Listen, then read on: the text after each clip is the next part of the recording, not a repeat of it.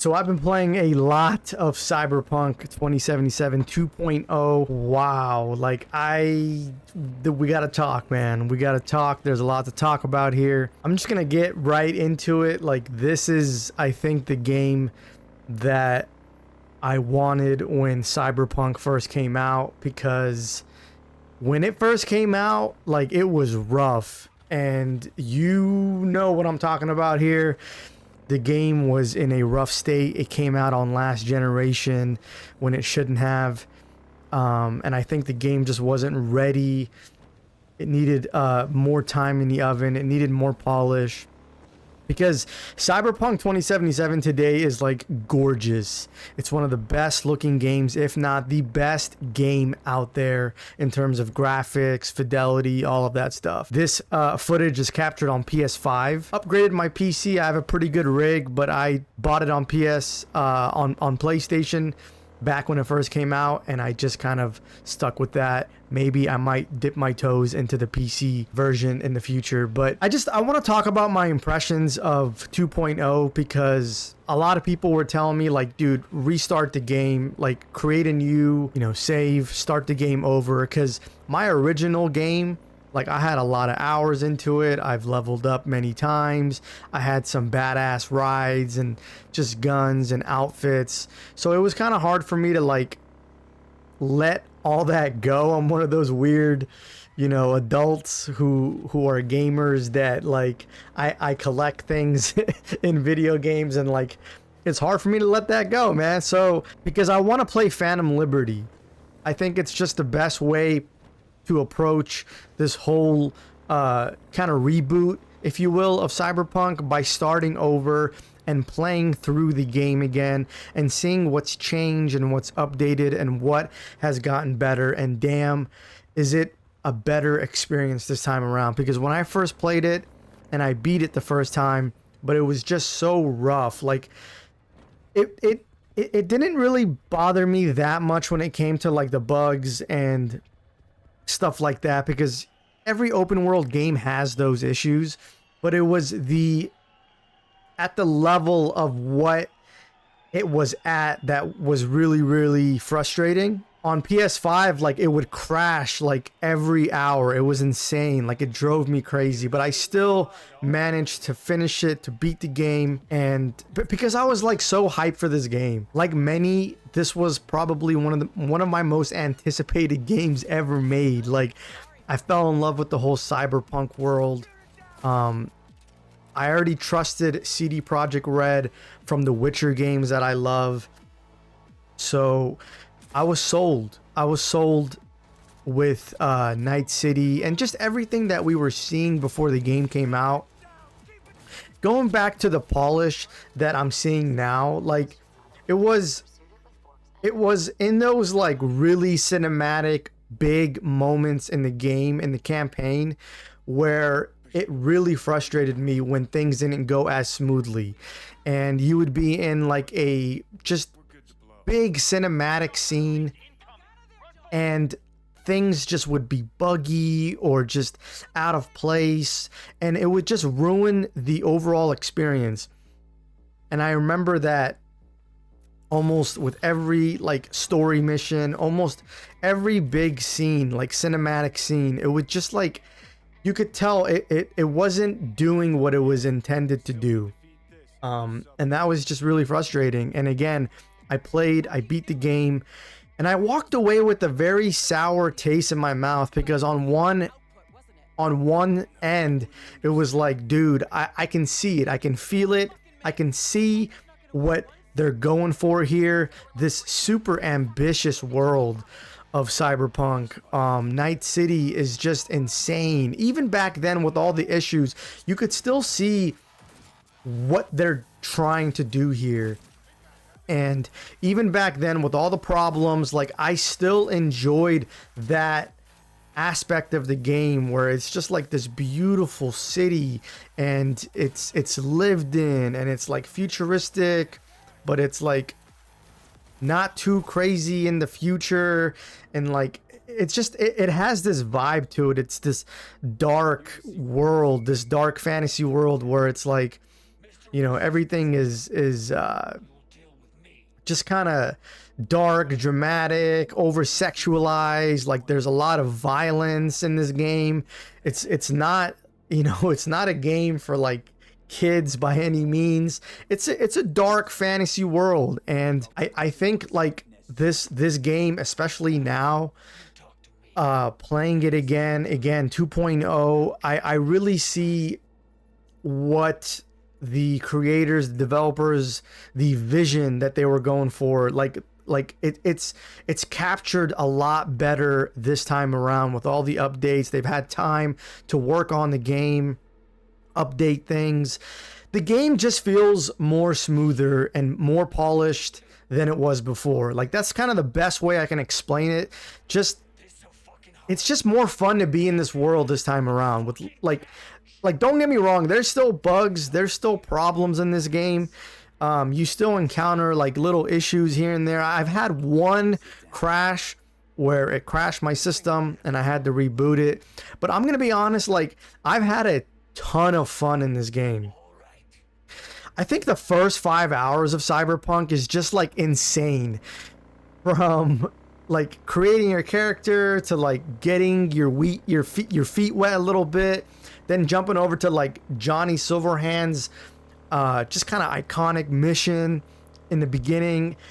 Dude, it's really fun. And I don't want to compare too much here, but I just beat Starfield. Like I put 80 hours into that game, and I definitely want to do a review for that game. I have a lot to say.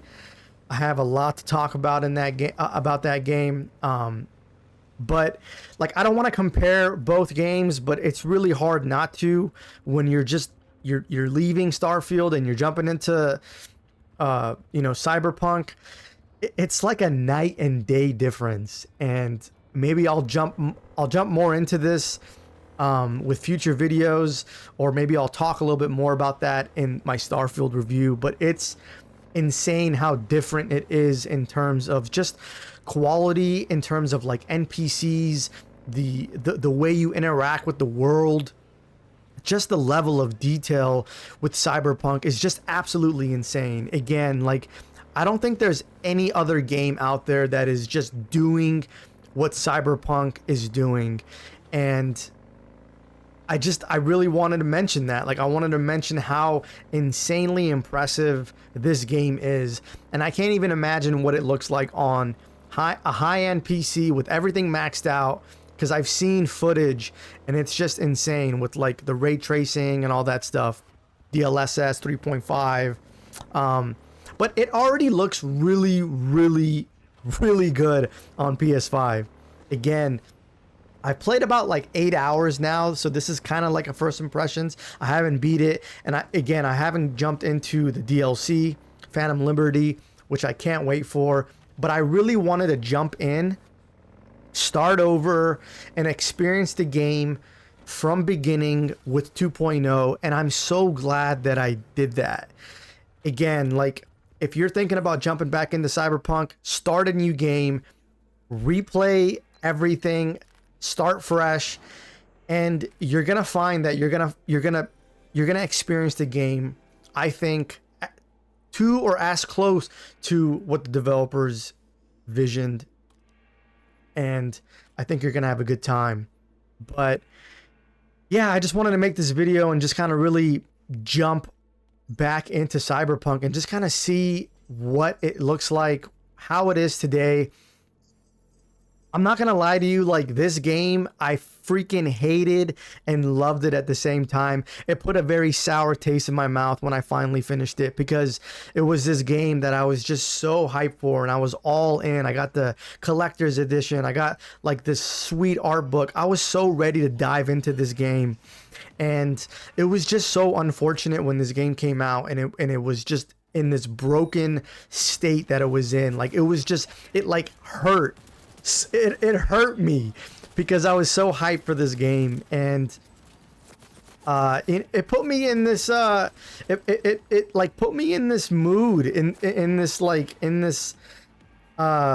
mindset or whatever you want to call it, for a long time, like where I'm like, anything I heard about Cyberpunk, I was just like, I don't want to hear it, I don't care.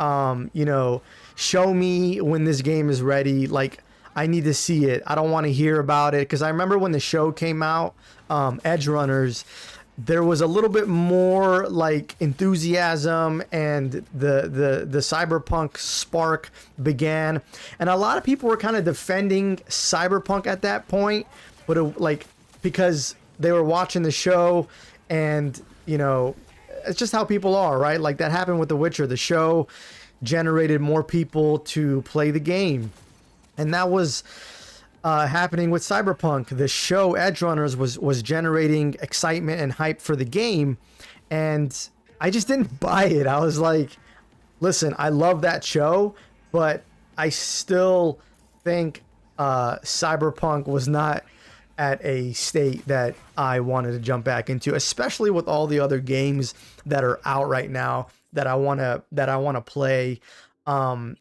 Again, like I've said it before, 2023 has been an insane year for gaming, and like my time is limited, so why would I jump back into a game, one, I've already beat, and two, put a bad taste in my mouth? Like, there's so many other games that I want to play at this time, but I've been hearing good things, so I jump back in, and I'm glad I jump back in, to be honest. And that's kind of really the video. The takeaway here is like, I'm having a lot of fun. Like, I did not expect to play Cyberpunk this year, to be honest, with all the games that have released this year. Again, I just beat Starfield. I really enjoyed it with all of its flaws, but I'm playing Cyberpunk now. I do want to review Starfield, give my honest thoughts, just my takeaways, what I feel about that game.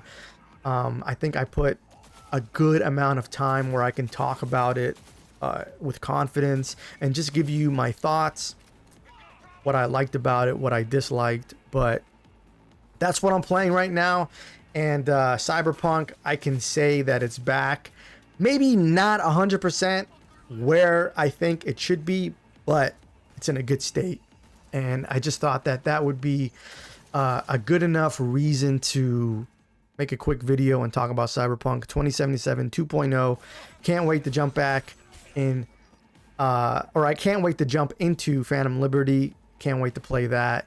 So I'll probably make an impressions video on that one, and maybe do a review on Cyberpunk when it's all said and done. But that's the video, guys. If you made it this far, hit that like button, consider subscribing, and I'll talk to you guys next time. Peace.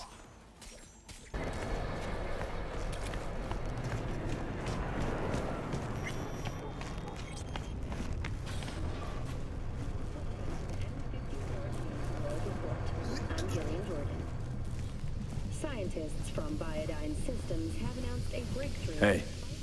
In you go.